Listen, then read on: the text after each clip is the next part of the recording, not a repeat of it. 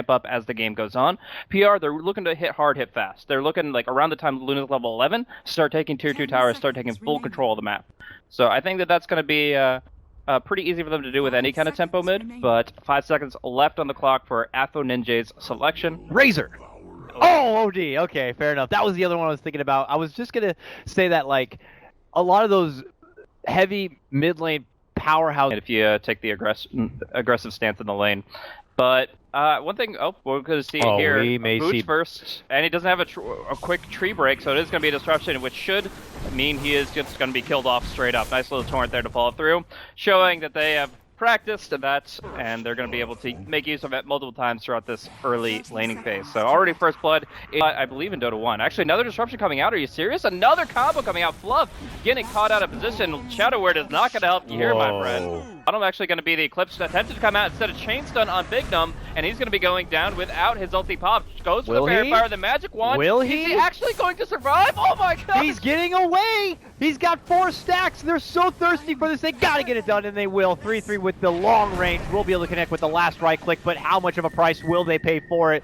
Or will they pay any price at all here? PR looking to make chase. 3-3 heading out up through the lane here. But goddamn here, he's got the mana. Bottling up. Looking to go for the setup here. Pump fakes with a Torrent, hoping to make him juke back a bit. He's hiding within the trees. Torrent will be off the mark here, but yeah, they have swarmed all the way around him. They have the Astral, and now OD waits for a sweet treat here. Pops off the one shot, but they haven't got him yet. Oh my god. But they got the X, okay.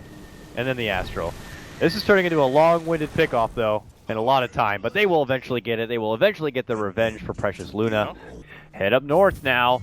Bambo shows himself in lane, and any inch like that will allow opportunities like this. An X into a Torrent, a quick Vendetta strike as Cheshire Cat will claim the last hit, and PR will pull ahead 4-1. I would just have to say in general that Kaipi's heroes aren't great at reacting. They're good at being active. They're going to find out got him here, but in the meantime, they're going to be defensively disrupted, maybe even imprisoned as they go in onto their new target. There is going to be the rock drop from Fluff. We'll catch 2. He loses his own life. The golem will stay up, but at the end of the day, if you count in the early Bambo lead, and it's a 2 for... This could turn into a bait as they want to get Big Num, who has Eclipse ready to go. They go right for the dunk, right for the Torrent, and look at that. They will be able to burst her dip. Will they get this replicate out is the real question. There's the Vendetta. There's the stun. There's the X. There's the bow. Still not enough. He doesn't have a replicate now. They actually are just going to be able to lock him down with Purge, and while he may be really tanky, I think he's still going to go down. It's a slow movement away, but they have plenty to make chase with. They got the X and they got the pullback. You look like you can creep away, but PR, man, they have a serious chase game, and they're continuing to show it here. Casual X on the Bamboo. Afro Ninja wants to run in to get some work done. The stun flies out, but it only stops him just for a little bit. There's the follow from the Astral. Cheshire Cat waits for the stun. They both miss, though. The timing just a bit off the mark. Still working towards the Agnum Scepter. When does the Mirana become a big thing here? But we have to hold that answer because Bambo's in trouble once again. Bottom lane, right under the tower. He will be going down, and they're going to get the follow-up. Cheshire Cat with a killing spree as he helps claim the life of Fluff there at the end. PR continuing to escalate here. 33 will be able to get the flame break bump back. Disruption will come out from J4 defensively. Torrent to fly, and with the play. So, yeah, it really, to get involved. Oh. And that Sing, actually should be mid lane. Tries to leap away, but the X was already there. And as it pops in like Shadow, Bambo jumps in, gets off his own dunk. Nice arrow connection. Bat Rider picks up both. Sing is able to kind of get some work in now. And quick, while they feel like they have the momentum, they're going to keep the push going. Maybe not respecting Kaipi in their team fight. Bambo moves in from the trees. A big X-Torrent combo. Big Num looking to go in for the finish. Can't really make chase. Blocked back a bit. Bambo will be able to walk away with his life. While this happens, still Sing continuing to move down this mid lane and top lane. Lasso connection, pull back. The rock is there. Looking to go for the burst for Cheshire Cat, and goddamn, can they get both of them? Yes, they can. 2 go down. Arrow gonna connect onto J4. Here come Kaipi swinging. They're gonna take 3. They're gonna take 4 with the Luna there at the back end. And my napalm and my flame break will always do work. I suppose they have a lot of ways to cancel the upheaval, but they're going to be spending it mostly on some of the bigger, heavier cores here. Mid lane, we're going to have action break out as they look to move on in. They see J4, they're looking to burst him down. Can they get it done in time? He gets a self-disruption off, and it looks like he'll be good for now, but an arrow is going to be quickly there, and they will be able to get the finish. Back at mid lane, Afro Ninja and company looking to retreat back, but 3-3 is there. Chasing on in will not commit, and Kaipi with advantage in numbers now. Move forward for another objective grab, possibly onto a tier 2, but look at this, lead in from Bamboo, nice connect, and onto 2, making a dunk, and they drop down both of them. Kaipi with another swing of momentum coming their way with 2 back-to-back big fights. Kaipi looking to hope to use it as a bit of a trap here, a big jump in from 3-3, but already out the back door. PR are not going to allow themselves to get caught, but I may have spoken too soon. Looks like they might have to be able to get a grab here onto Kunkka. 3-3's making chase, while back on the other side, Fluff could be shout out from Cheshire Cat. It looks like he will be going down. Can they get the save here for Kunkka? They're going to give him the Astral, and now they jump in. They look to go for 3-3. He pops his own BKB, and then there's going to be the boat. The rum could help here. 3-3.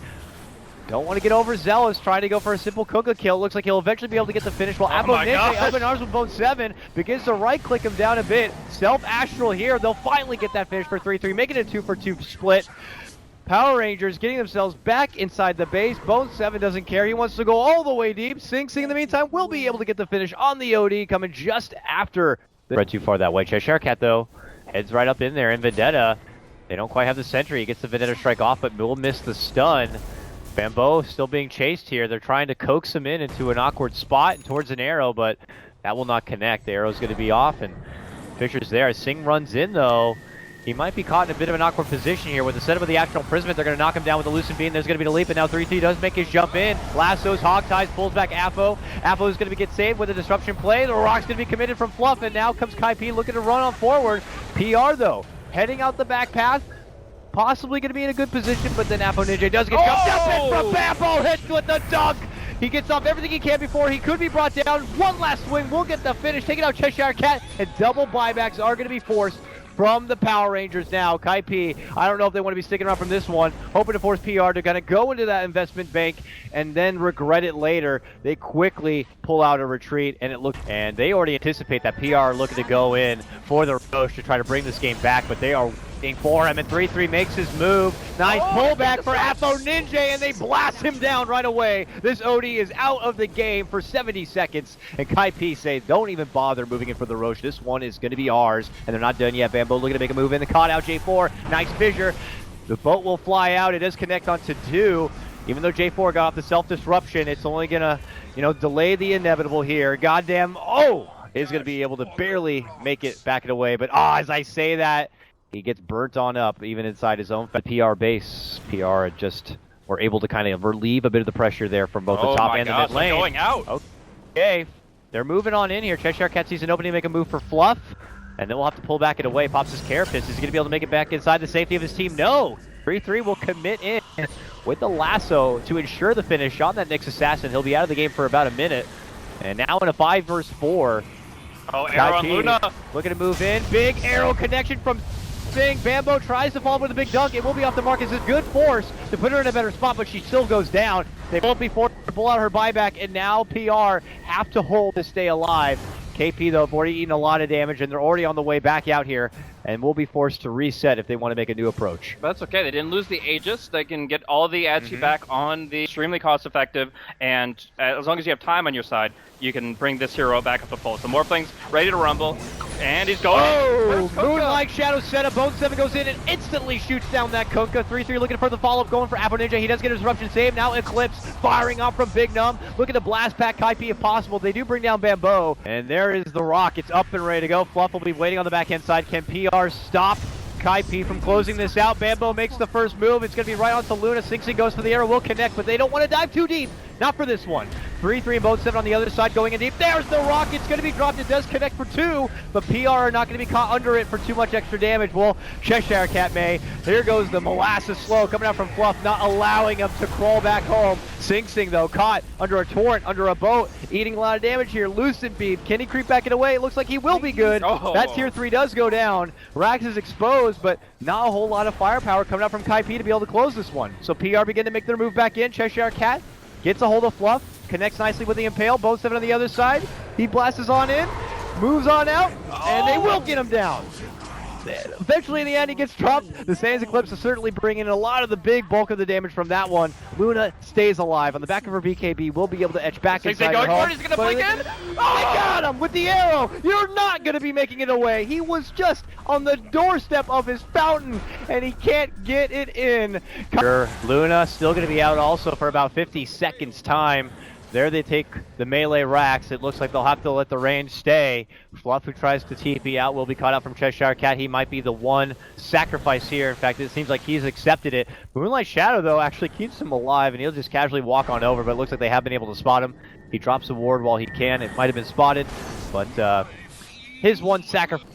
Cheshire Cat is in a bit of an awkward spot here. He was hiding within the top lane, and they were searching for him, and eventually the Bloodhounds sniff him out. Bambo waiting in the pocket here, both him and 3-3, hiding in the rafters here, Blaze, hoping to find that one target to jump and close the game out, preferably something like a sweet Luna. But Luna can't even defend her own base, forced to sit waiting behind, finally creeps on forward, sees 3-3, pops him with the little Lucent Beam so he can't blink, but there he'll be able to. A jump and fall from Bambo is going to be a big dunk and a big rock. Here comes all the kit and caboodle from Kaipi to be able to close this game out. SingSing moves into the back of a BKB. The Eclipse will fire through from Big Numb and rewards him one kill. But Kaipi are going to be rewarded with the game and with their first win in the BTS series. And that means there's still hope yet for the group stage here for Kaipi. While it has started as pretty much as bad as it could have, now they have one win under their belt. They 2-0 the next one. There's a chance they're at least going to tiebreakers. So they're going to give it their all throughout the rest of the tournament year. They have been able to at least save their pride, at the very least. Going out 0-4 throughout one of their first big tournaments with Fluff. I know they played like maybe 6 officials before this one, but I think it's a really big, just to get that motivator to move on to the next one, not to be like, oh, who am I going to kick next? Who's off the list? No, let's